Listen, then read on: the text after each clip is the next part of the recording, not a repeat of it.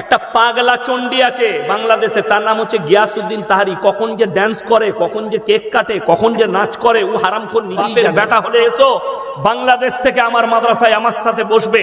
তোমার মতো গিয়াসউদ্দিন তাহিরিকে এমন জায়গায় ঢুকাবো তোমার আর কোনো অস্তিত্ব থাকবে না।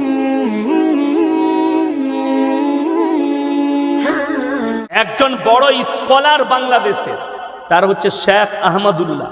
আমি মাঝে মাঝে গাড়িতে তার বক্তব্য শুনি, খুব ভালো বক্তা শেখ আহমদুল্লাহ, খুব সুন্দর কথা বলে ধীর স্থির ভাবে।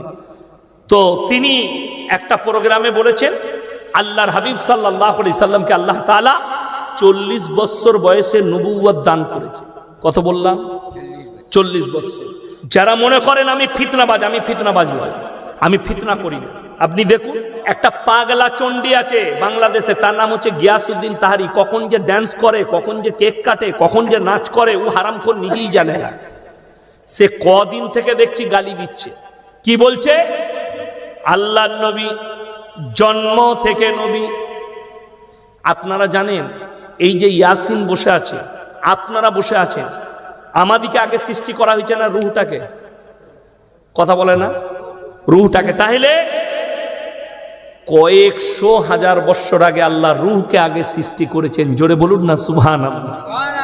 তো রূহকে যখন সৃষ্টি করেছেন, রাসূলের রূহকে আল্লাহ সৃষ্টি করেছেন, সমস্ত নবীর রূহকে সৃষ্টি করেছেন। আর নবীজি জন্মানোর পরে আল্লাহ জানেন এটা আমার পয়গম্বর হবে, ঠিক কিনা কথা বলে?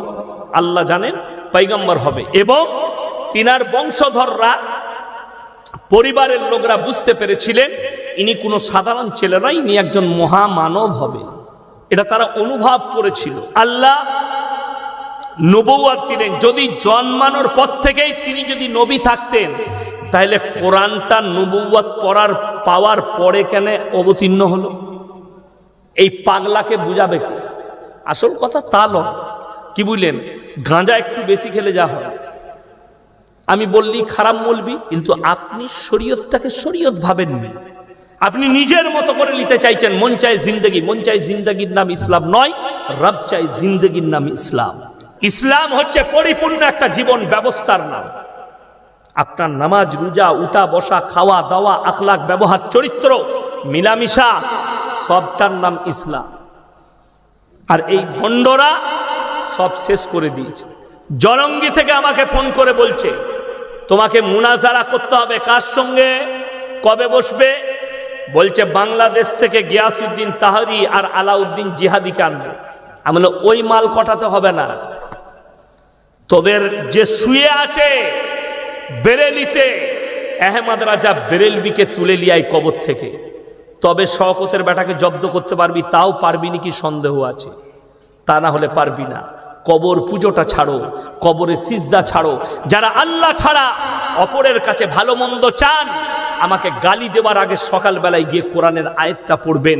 আর ওই ভণ্ড তাহিরিকে, তাকে বলো কোরআন হাদিসের স্টাডি করো। স্টেজেতে কোরআন হাদিস বলার ক্ষমতা নাই, শুধুমাত্র গান করে, শুধুমাত্র মাথা ঝুঁকিয়ে জিকির করে আর ড্যান্স করে জিকির করে। এই হারামখোররা কোরআন হাদিসের জ্ঞান নেই। আর শেখ আহমদুল্লাহর মতো একটা বিজ্ঞ আলেমকে এরা গালিগোলজ দেয়। হিম্মত থাকলে আমাকে দাওয়াত দিয়েছে ভারতে, আমার মাদ্রাসায় মাগুর মাছ আর তোমাদের লেগে দেশি মুরগি রেখেছি। বাপের বেটা হলে এসো বাংলাদেশ থেকে আমার মাদ্রাসায় আমার সাথে বসবে। তোমার মতো গিয়াসউদ্দিন তাহিরিকে এমন জায়গায় ঢুকাবো তোমার আর কোনো অস্তিত্ব থাকবে না ইনশাআল্লাহ। বড় কষ্ট লাগে, আপনি বুঝছেন না। কোরআন 17 পারা, কত পারা বললাম? 17 পারা, শেষ পৃষ্ঠা, শেষ রুকু। যাদের বাড়িতে মানে কোরআন আছে খুলবেন, অনুরোধ করে বলে যাচ্ছি। ইয়া আইয়ুহান নাসু যুরিবা মাতালুন ফাসতামিউ লাহ ইন্নাল্লাযীনা তাদউনা মিন দুনিল্লাহি লা ইয়াখলুকু দুবাবান ওয়ালা ফিসতামাউ লাহ। হে পৃথিবীর মানুষ, তোমরা যাদের কাছে ভালো মন্দ চাও তাদেরকে জিজ্ঞেস করো, তারা একটা মাছি পর্যন্ত সৃষ্টি করতে পারে না। মাছি সৃষ্টি তো দূরের কথা, মাছি যদি তাদের কাছ থেকে কোনো জিনিস ছিনিয়ে নিয়ে যায়, সেটা উদ্ধার করার মতো ক্ষমতা নেই। তারা হচ্ছে শক্তিহীন, আর আমি আল্লাহ হচ্ছি শক্তিশালী। জোরে বলুন সুবহানাল্লাহ। আপনি মনে মনে ভাবছেন কবরে পাওয়া যায়, এখানে পাওয়া যায়, আল্লাহর কসম করে বলছি হযরতে উমরে ফারুক রাদিয়াল্লাহু তাআলা আনহুর থেকে বড় ওলি পৃথিবীতে আর কেউ হতে পারবে? কথা বলেন। তিনার মাজার নাই। হযরতে আবু বকর সিদ্দিক রাদিয়াল্লাহু তাআলা আনহু, তিনার থেকে বড় ওলি পৃথিবীতে আর কেউ হতে পারবে না, তিনার কোনো মাজার নেই। চলুন, জলিলুল কদর সাহাবী যারা হজ করতে গেছেন, যারা যাবেন, গিয়ে একটা জিনিস দেখে আসবে, ওইখানে ওহুদের প্রান্তরে, ওহুদের যে পাহাড় আছে সেইখানে 70টা সাহাবীর কবর লোহার ব্যারিকেড দিয়ে ঘেরা আছে। যারা উমরা করতে যাবেন, হজ করতে যাবেন, দেখে আসবেন, এটা কিতাবের মধ্যে পড়েছি। সেইখানে এমন একজন সাহাবী শুয়ে আছেন যিনি হচ্ছেন নবী আকরাম সাল্লাল্লাহু আলাইহি ওয়াসাল্লামের চাচা যান, তিনি হচ্ছেন আমিরে হামজা রাদিয়াল্লাহু তাআলা আনহু। যুদ্ধের ময়দানে জিনার বুকটা চিড়ে কলিজা থট্টা বার করে চিবিয়ে খেয়েছিল হিন্দা। আল্লাহ তিনাকেও ঈমান দান করেছিলেন। সেরকম সাহাবী শুয়ে আছেন। আর আমাদের দেশের ভণ্ডরা বলছে মক্কা মদিনায় ওলি নেই। আমাদের দেশের ভণ্ডরা বলছে পিন না ধরলে জান্নাতে যাওয়া যাবে না। তাহলে আমি তোমাকে জিজ্ঞেস করব, আবু বকরের পীর কে ছিল বলো? উমরের পীর কে ছিল বলো? ইমাম আবু হানিফা রাহিমাহুল্লাহর পীর কে ছিল বলো? ইমাম শাফির পীর কে ছিল বলো? ইমাম মালিকের পীর কে ছিল বলো? ইমাম হাম্বলের পীর কে ছিল বলো? তুমি বলতেই পারবে না। ইমাম বুখারী, ইমাম তিরমিজি, ইমাম আবু দাউদ, ইমাম নাসাই, এদের কেউ পীর ছিল না, এরা জান্নাতে যাবে। আর অথচ তুমি পিন না ধরলে জান্নাতে যেতেই পারবে না। এ কোথা থেকে? একজন বলছে গাছে চাপতে গেলে ডাল ধরতে হয়, হয় না? হয় না?